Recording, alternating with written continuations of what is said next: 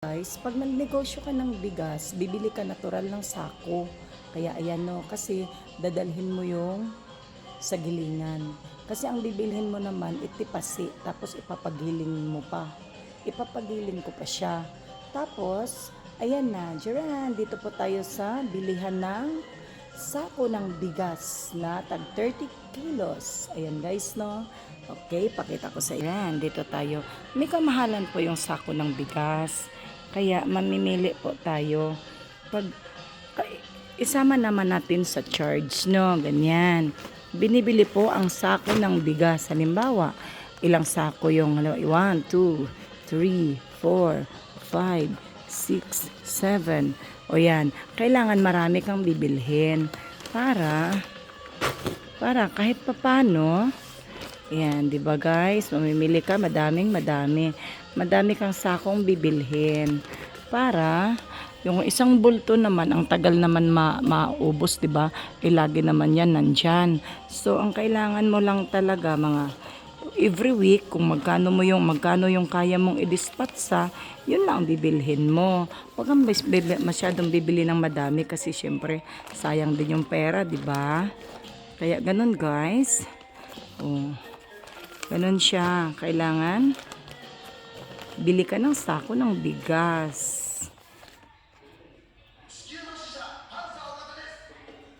Talaga guys, pag wala kang trabaho sa Japan, maghanap ka ng paraan para ka mabuhay.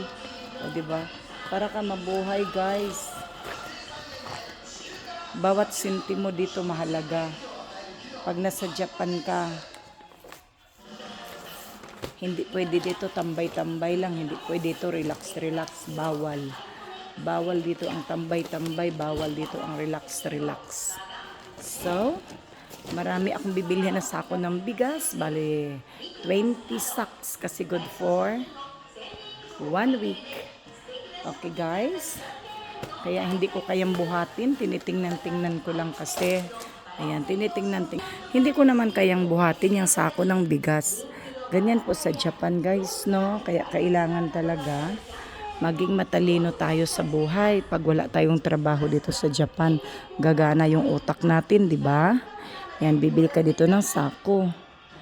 Uy, ang ganda naman ng upuan na to. Ayan. Okay guys, sa ngayon, ito muna. Wow, ang ganda naman ng upuan na to. Nakita ko upuan guys, pang garden. 6,282 lang siya. So, 7,000. Pero mukhang matibay siya, di ba? Oh, matibay siya. Matibay ba? Plastic pala, parang bakal. Ang ganda. Oh, parang cute lang siya. Parang type ko siya. Ang ganda. Hanap pa tayo guys. Punta pa tayo doon, no? Kasi hindi ko kayang buhatin yung sako ng bigas. Kaya tingin-tingin tayo dito ng mga upuan. Ay, ito din, maganda din, no? Maganda din siya. Kaya lang, syempre, hindi siya isang set. Bukod, yung upuan niya, yung price niya, tapos yung lamisa yan, yung price niya. Ito naman, isang set na siya. Isang set na siya. Cute, no, pang garden. O, diba? Yan ang kagandahan pag negosyante ka, kahit saan ka napapadpad, o diba? Tapos ito rin, maganda rin to, oh, cute din siya. Ganyan lang. Nandito lang pala yung mga Bermuda. Oh. So guys, bye for now. Bye. May mga halaman pala, o diba? Ayan, may mga halaman pala siya. Ayan, oh. Titignan natin. Pwede natin gawing vlog yan next time. Sa ngayon, yan muna, no? Ito muna ang pagtitinda ko ng bigas ang i-focus. Yan. Next time natin yung vlog natin dito. Okay.